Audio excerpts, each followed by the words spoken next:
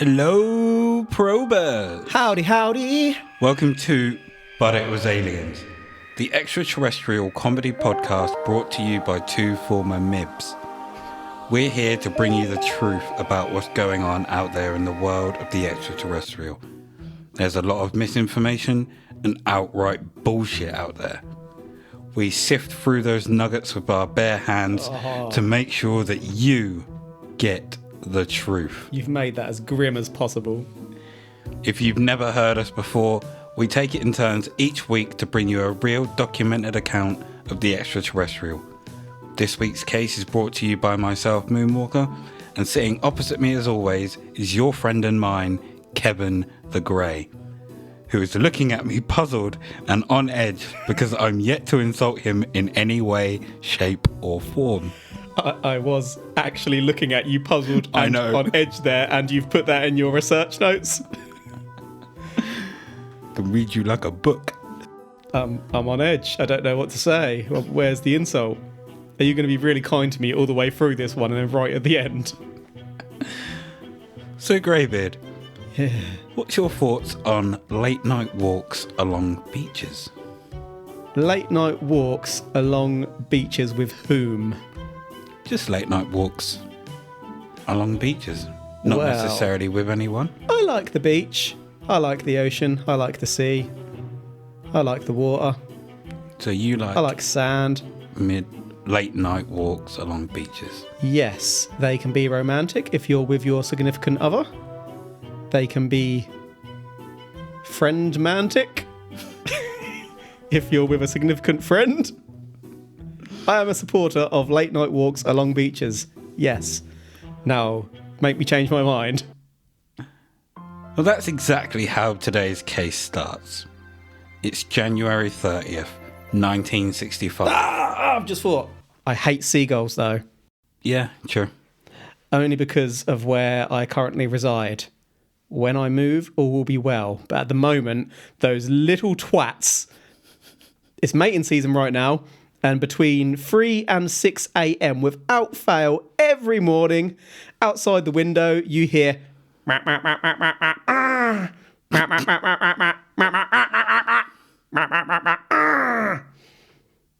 They're banging outside my window. They even look at me while they're doing it. Do you know how seagulls do it? No. Seagull style. It's January 30th. It's January 30th, 1965, and along Manresa Beach, California, Sidney Padrick was taking a late night stroll, feeling the soft sand between his toes, with the gentle sound of the waves rolling onto the shoreline. Sidney didn't live far from the beach, so this was something he was able to do on a regular basis. It also meant that the vast majority of the time he had the entire beach to himself. Ooh. Which is both amazing and terrifying at the same time. Why terrifying? If you're the only one out there and all of a sudden you hear a weird noise, they could be eyeing you up for a reason. Ah. Now, these weren't just late night walks. They were more like midnight to early hour walks. And it was on this particular night at around 2 a.m. that Sid noticed something that wasn't normally part of these walks. There was a seagull. He saw it out the corner of his eye. It looked at him. It smiled at him. The seagull Wantingly. had one thing on its mind, and it wasn't chips. It was sex. Interspecies sex.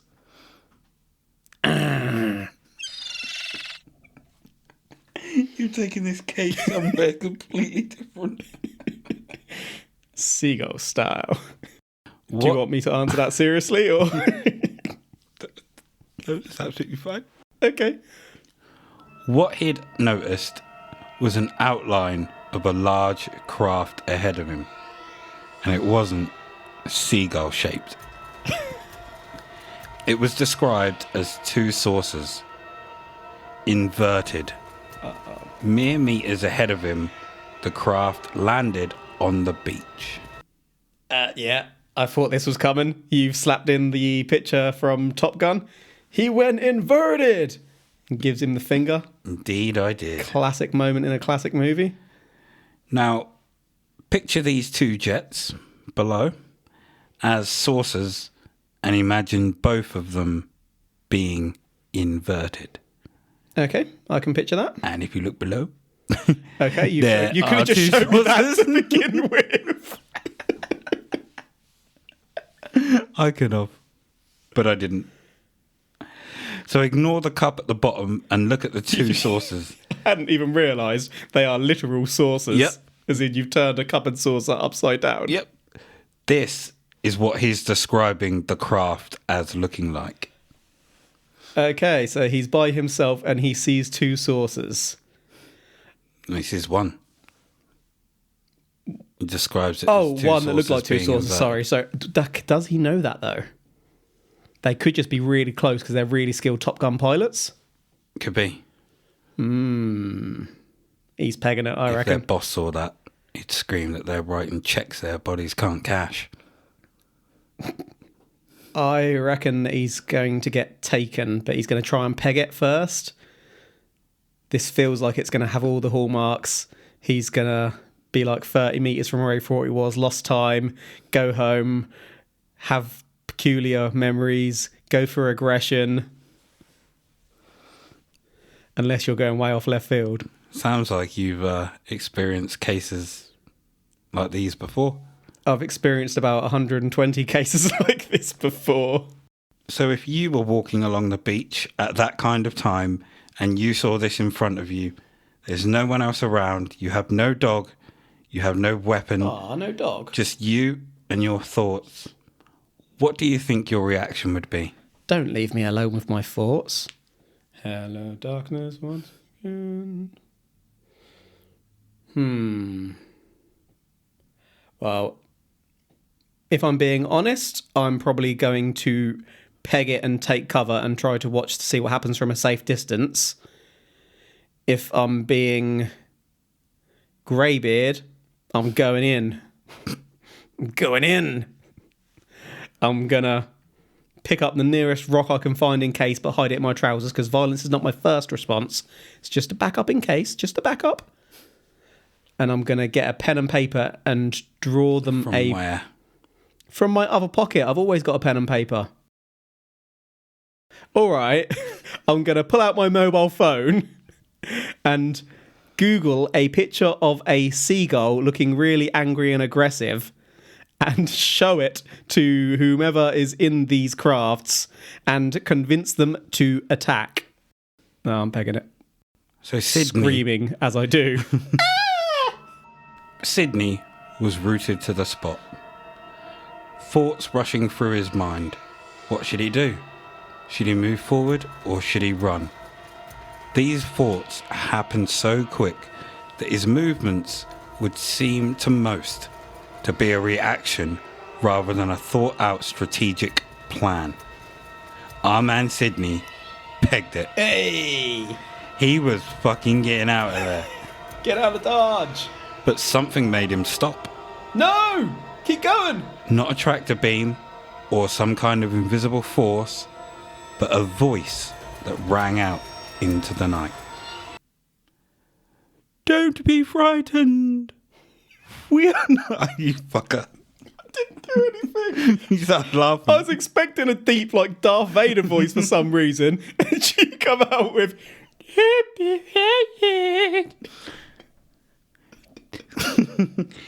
Don't be frightened. We are not hostile. That voice sounds frightened. For a moment, Sid kept on running until they repeated the previous sentiment. Don't be frightened. We are not hostile.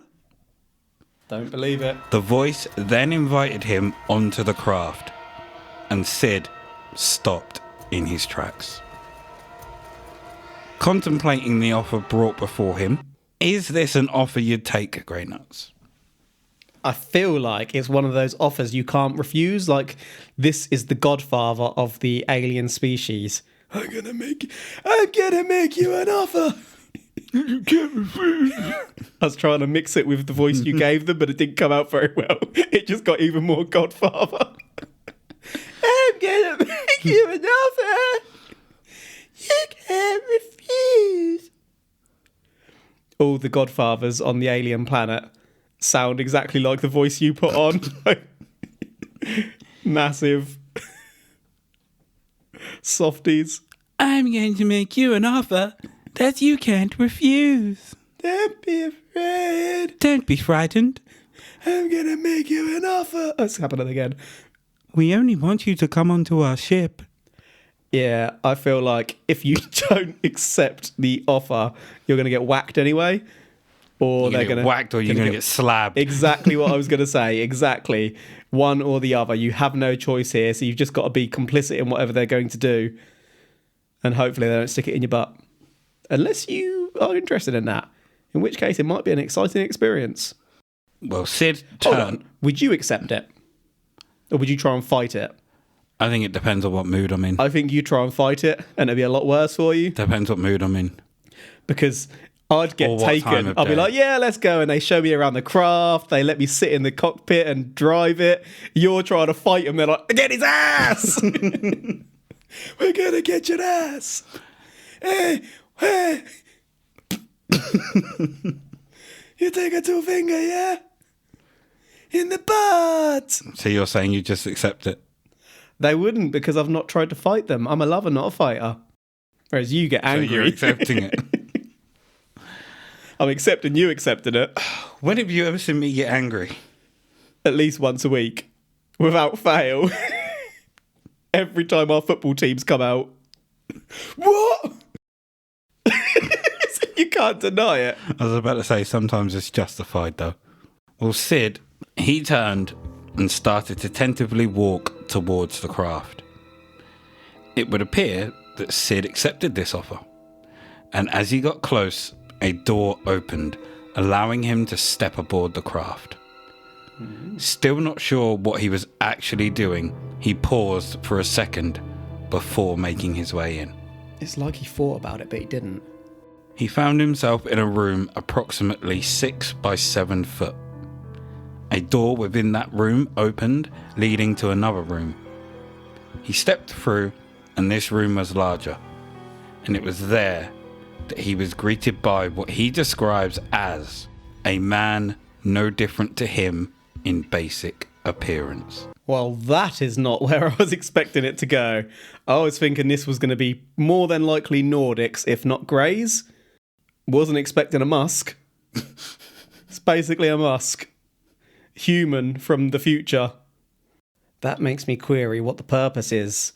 Are they coming back to study? You going to put that down? Trying not to make it I know, but I was waiting for you so you could cut it. Oh, I'm confused now. My theories have all gone. So when you say no different to him, do you mean just as in it was a person? Or do you mean it looked exactly like them? Humanoid. Okay. 2 arms, 2 legs, looks human. Hair? Mm-hmm. White, black? Doesn't say. Anything else? Any descriptive factors? Might find out in a bit. Grey? That's where I was trying to get to. It was you. Beard? That would explain why they could speak the same language, though. Yep. They're the same species. Good chance of it. As he looked around, there were 7 other men in the room. And in his words, an extremely pretty woman. What is that you've shown me? I can't really comment on that, son. Dodgeball. Fran. Lovely teeth. Yeah, people will surely know that film. Yep. I don't want to describe it. Oh my God, is that from American Horror Story, the second one? Yep. Yeah, they transform people so much in that show, don't they? Mm-hmm. So you're just showing me all the tens in the world. Showing you extremely pretty women. Mm-hmm. Walking down the street. The one from American Horror Story, what I really like is the scraggly little bits of hair. It's a good touch. Really good touch. They could have cut it all off or left it all, but no, they chose to have little stragglers here and there, along with an ear as big as my own. You've picked some crackers, thank you. You're welcome. It was estimated that these beings, when compared to our standards, looked to be in their early to mid-20s. They looked almost identical to us, bar 2 exceptions. What the hell is that? Mr. Moonwalker has just shown me an image of someone who has basically a droopy penis for a nose and a pair of balls for a chin. There's no other way to describe that. That's a little droopy penis and balls. Is that legit what they had on their faces, or have you just done that to be a bastard? I mean, that's not what I see, but now you've mentioned it, it's what I see. What do you see? Pointed chin and a pointy nose. That is 100% what you see. Do not give me that. That's what I just said. That's 100% a what I see. droopy penis Pointy nose. chin and a pointy nose. They've given it a shaft. It's a point. That's a penis and balls. We're going to upload that to our Instagram at But It Was Aliens podcast and our Facebook group Extraterrestrial Towers, and you can be the judge. That's penis and balls, son. Nope. It did look at... And there's a picture of Waluigi here, and it does look... If you were to turn Waluigi into a porno character... That is what the other image looks like. To be fair, of all the Mario characters, Waluigi has got to be the biggest sex pest, right? I reckon he's always trying it on with people. Absolutely always at it. You say that, or would you just say he's the one that's based on a 70s porn star? No, I reckon it's real. I don't reckon he ever has success, but he's always like... and like slap people on the bum, and he gets arrested all the time for assault and stuff. He's always thrusting his crotch as well. Is that why he's your favourite? Yeah, actually. Love him. Well, it was the pointy chin and pointy nose that was the difference. Their attire was a 2-piece suit, but more like a 2-piece jumpsuit than a formal suit.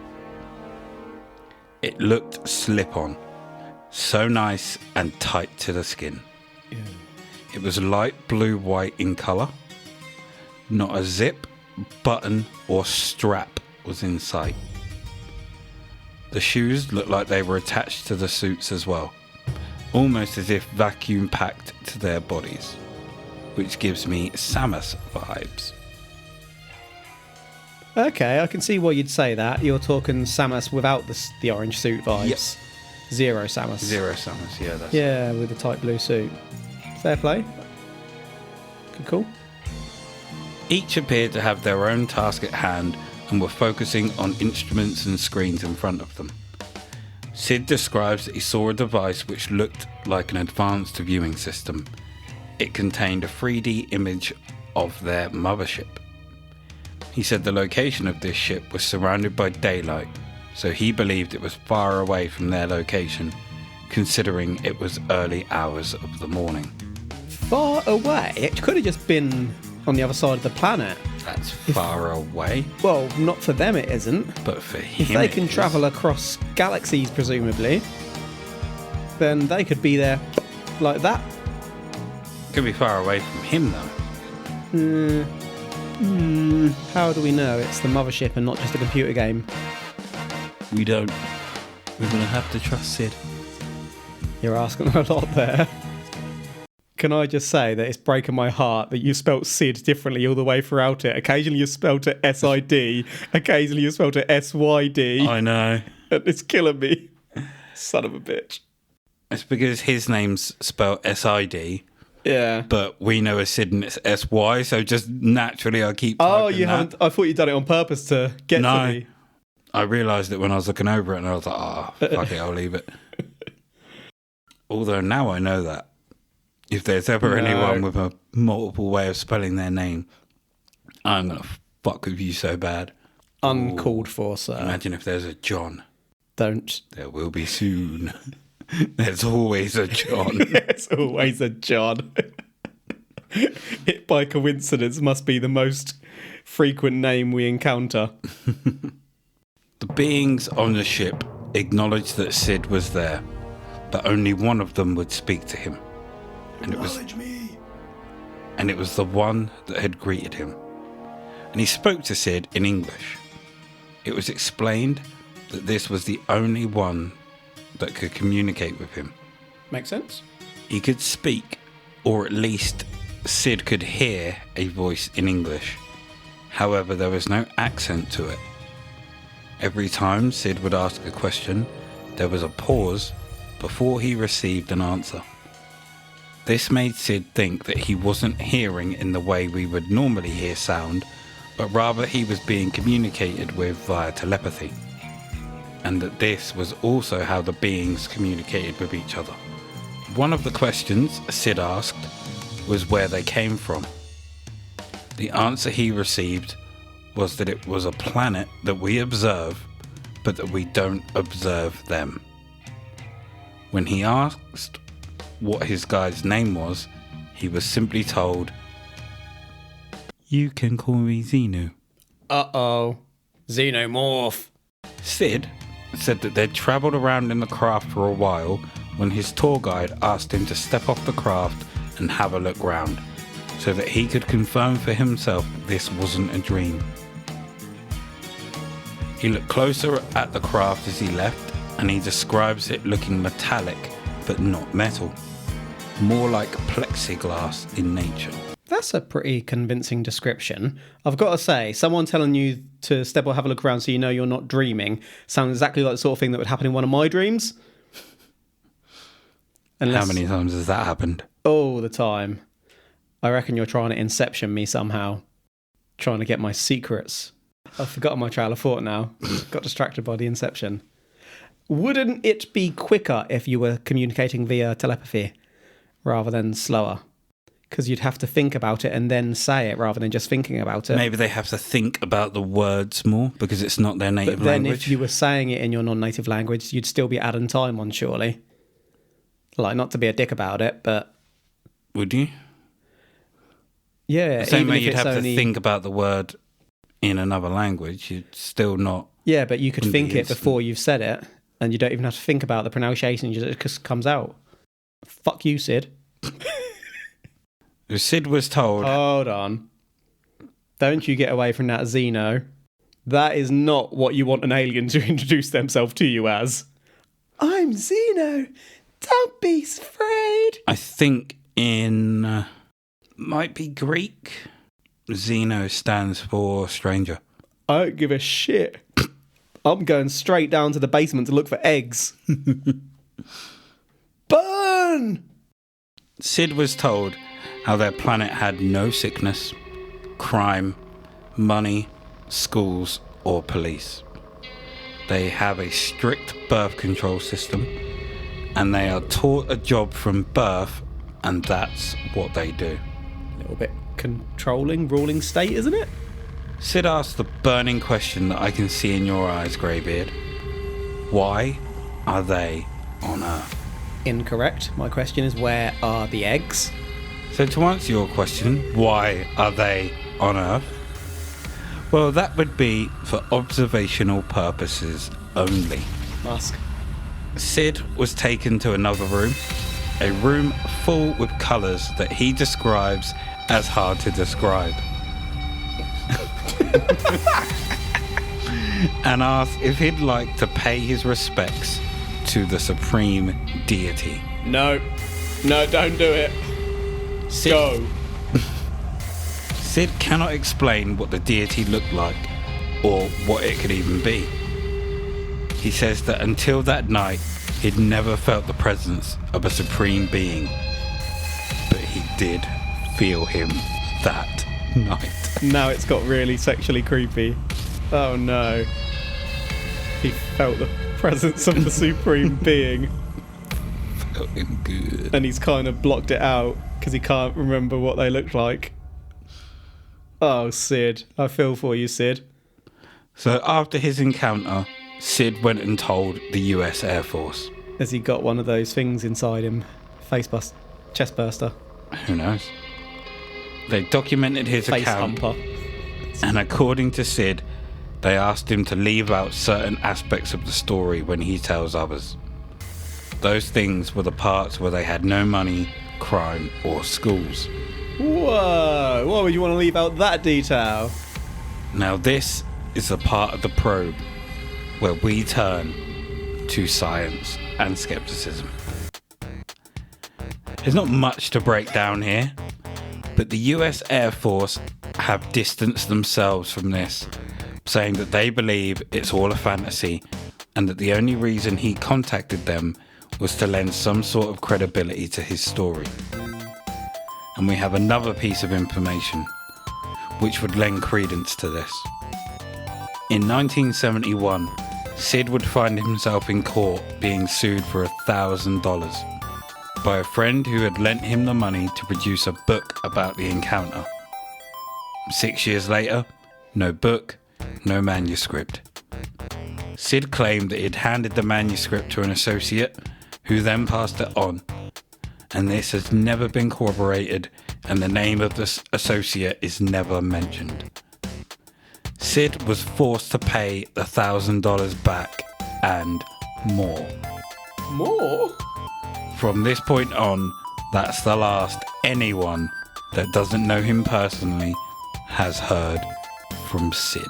So what did Sid do with that grand? Hookers and beer, baby! Hookers and beer, baby! Oh, Sid, you little minx. Where did you put your dollar bills?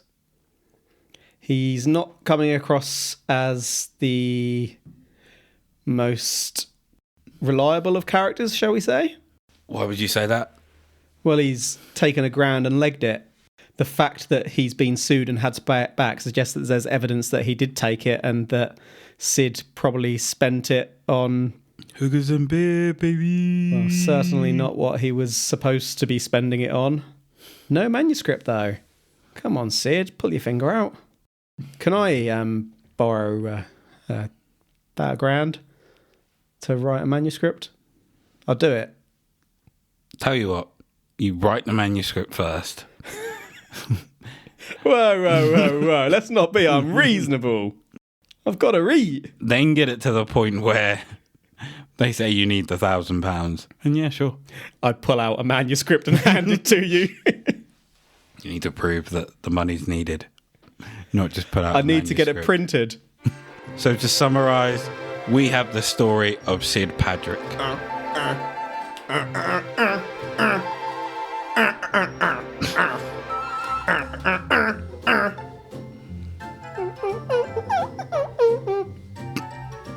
Who one night, whilst walking along the beach near his house, I love that tune. came across a UFO.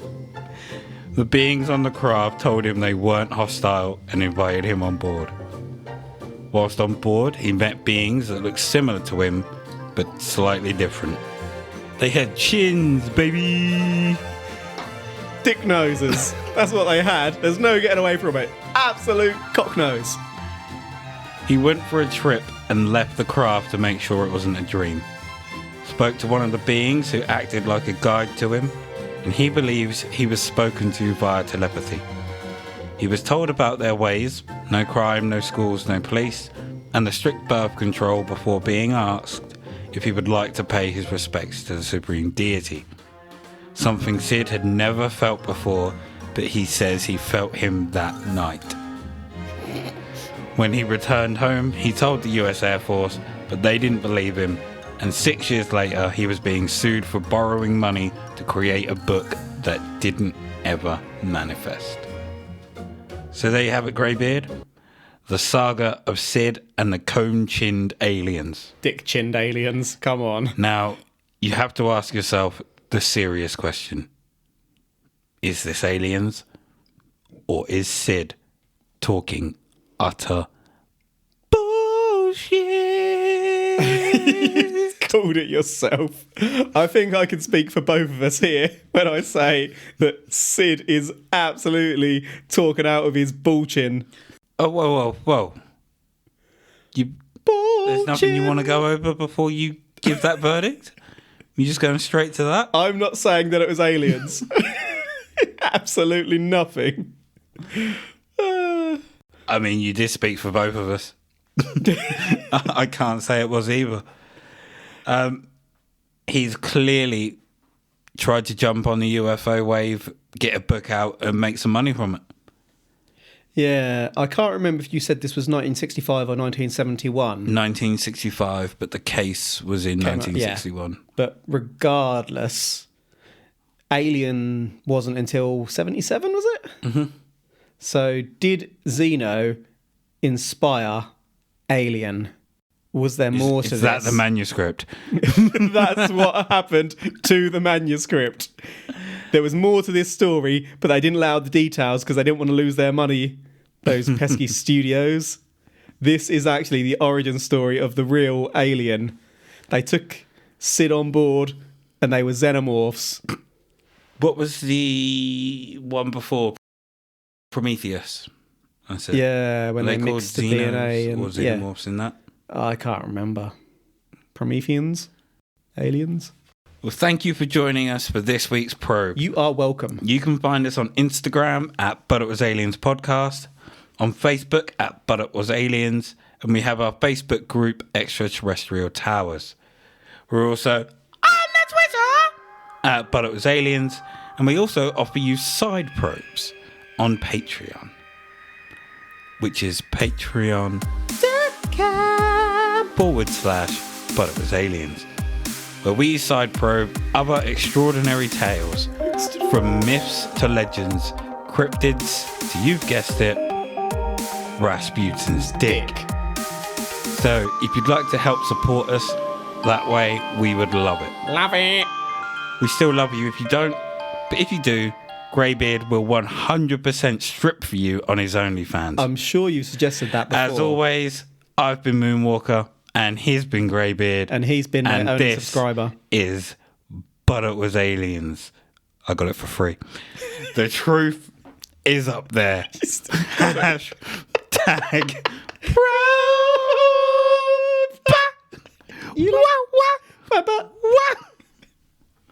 but I never paid.